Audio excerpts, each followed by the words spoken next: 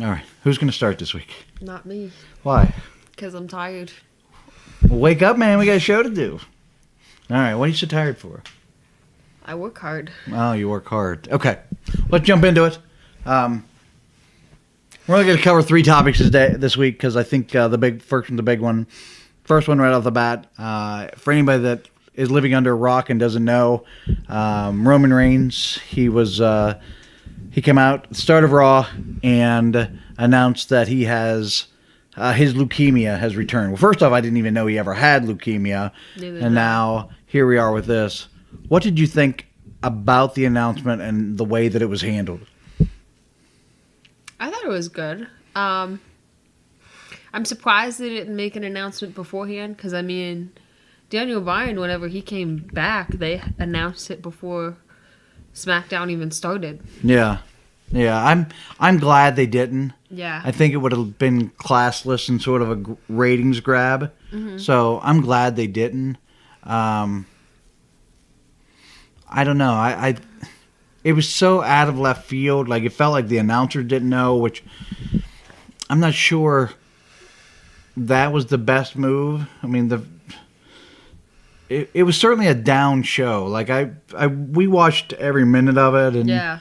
Like, it was just like all you and I talked about throughout Raw was we just can't believe it, and like, this is so terrible. So I can't even remember a ton of what happened on Raw just because of what had happened with Roman Reigns.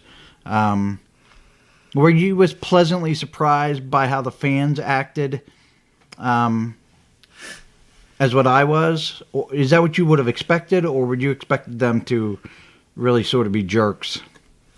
I was happy that they weren't jerks. I think that they realized almost right away, like as soon as Roman said, "I'm not really Roman, my real name's Joe," I think that they realized that, like, hey, this is serious. Like, yeah, this isn't part of the show. So, yeah, do you think when he comes back, assuming that he's going to come back, I think that, we're lucky to live in the time that we do. You've heard me say this a million times over your 20-some years that, medicine is 20-something.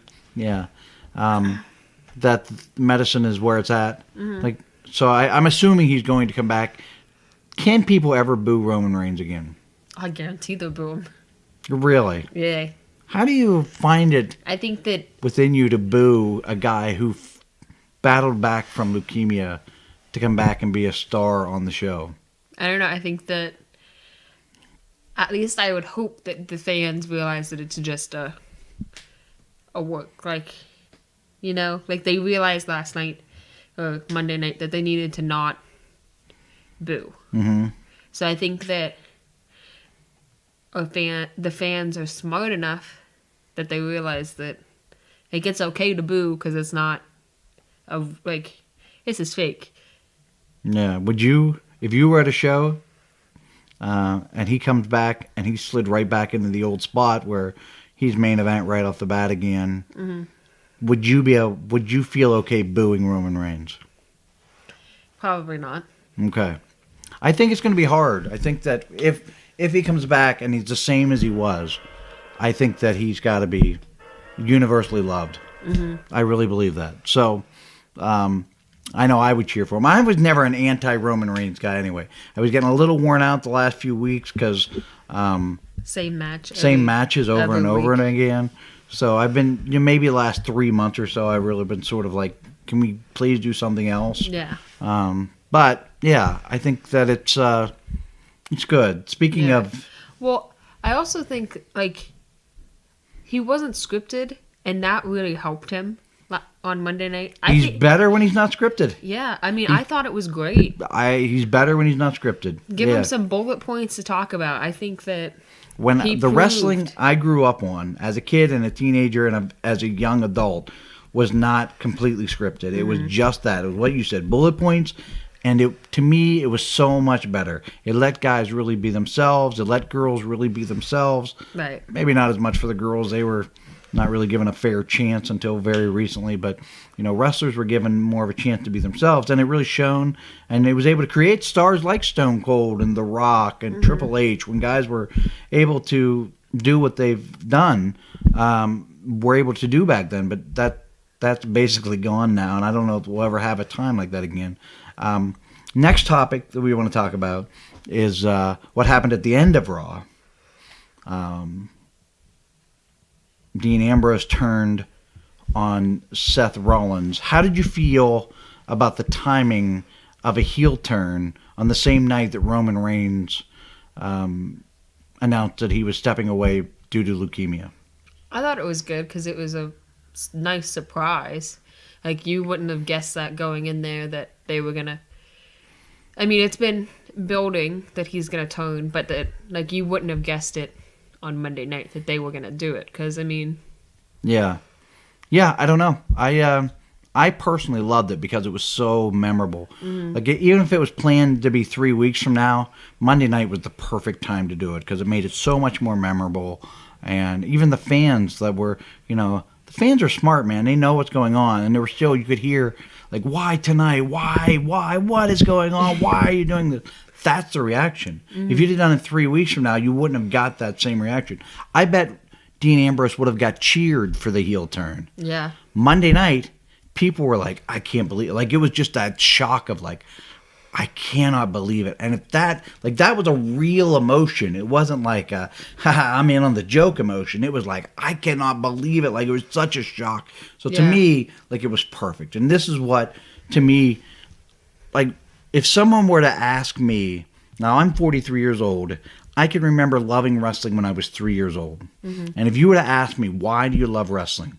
This moment, this Monday night, was the exact reason why I love wrestling, because no other form of art or entertainment can blend reality and fiction and make it, when it's done right, there's nothing that can you can feel that same emotion of reality and fiction blending together, and that it was done as well as it can be done. I really loved it. I thought it was great. I don't know where it'll go. I think that there'll be some good matches. We've seen matches with Seth and Dean before, so I don't know how exciting the matches will be because we've seen. I think they'll be good. Yeah, they'll be good. I'm sure we'll get sick of them because they're going to beat this thing into the ground. I'm curious, like, how. I mean, you might not get very many Dean Ambrose and Seth Rollins matches right away because of the new tag champs. I don't know. I don't know what'll happen. I know this wasn't one of our three topics, but since we're sort of on Dean and Seth, now that Roman has to take a step back, and he was clearly the number one guy, who do you think is now going to be that new number one guy? I think it would be Braun Strowman. You mean like face? Face of the company. I think Braun Strowman. I think so too. Yeah, I don't think I think they're about to have a feud with Braun Strowman and Drew McIntyre. Yeah. I think that Braun Strowman's going to win here in a week and a half whenever they do the crown jewel. I think that Braun's going to win, and then there's just going to be a feud with... Logic would tell you that it's going to be Braun Strowman. But how many times have Logic told us that Brock Lesnar is going to lose, and he's not lost? So, I don't know. I don't know where they go from here. I think it's a curious time. I think that there's guys that I'd be curious to see given the opportunity. You've heard me say time and time again, I really like Drew McIntyre. But I'm not convinced he's that guy. He can't be that number one. Not yet. I think maybe Braun can be. I think maybe Seth can be. I think there's no better babyface wrestler on the card right now than him. Beyond that, though, I don't know. I don't know who they could elevate to that spot right now. There isn't not a ton of guys waiting in the wings for that spot. So that's why it feels like it's almost got to be Braun. Right. Our last topic for the day, this week's this Raw and SmackDown were the go-homes to the all-women's pay-per-view Evolution. Do you feel like they did any favors in the go-home week for Evolution? No. I think the Ronda Rousey and Nikki Bella stuff got some good time, but other than that... Yeah. Charlotte and Becky Lynch, were they on last night? I know they did like that promo thing about them at the Performance Center, but they weren't actually on the show. Yeah. Yeah. So, I mean, you would say you're no more excited now for the pay-per-view than you were a month ago. No. I'm not any more excited. I'm really interested to see it. There's a few things I'm interested to see, whether it be how the show will be structured, specifically who's going to be in the main event. We talked briefly about this on Monday or last night. Monday. I'm not sure. You thought maybe Becky Lynch and Charlotte. No, Ronda Rousey and Nikki Bella. And I thought Becky and Charlotte because of them having a gimmick match, which is the last man standing.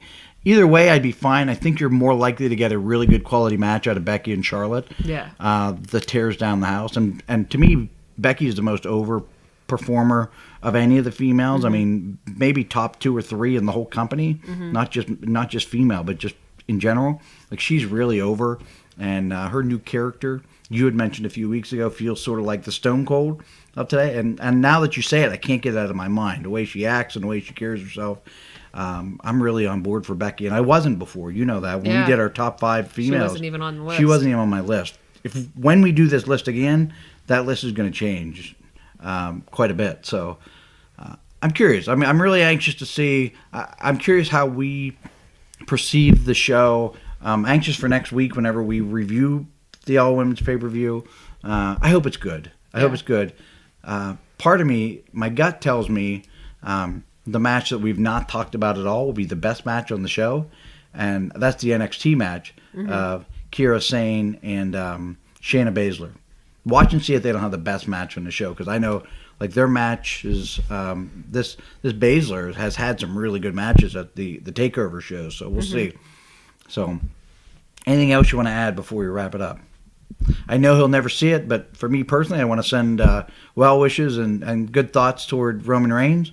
You know, he's friends with some guys that I know, so you know, I really I'm pulling. You know, you hate for anybody to go through something like this, and my first thought goes to his young daughter. He has a young daughter, and I hope that he has 3 kids. Oh, he has 3 kids. Yeah. Okay, the only one they ever show is the little girl. So yeah. I hope for the sake of his kids that everything comes together and you know that it ends up fine. So that's all we have for today. It's sort of a down show because of the thing, so I'm not even going to ask. Next week, though, when we come back, the women's show is going to be so good, Orchid is going to give me a little too sweet.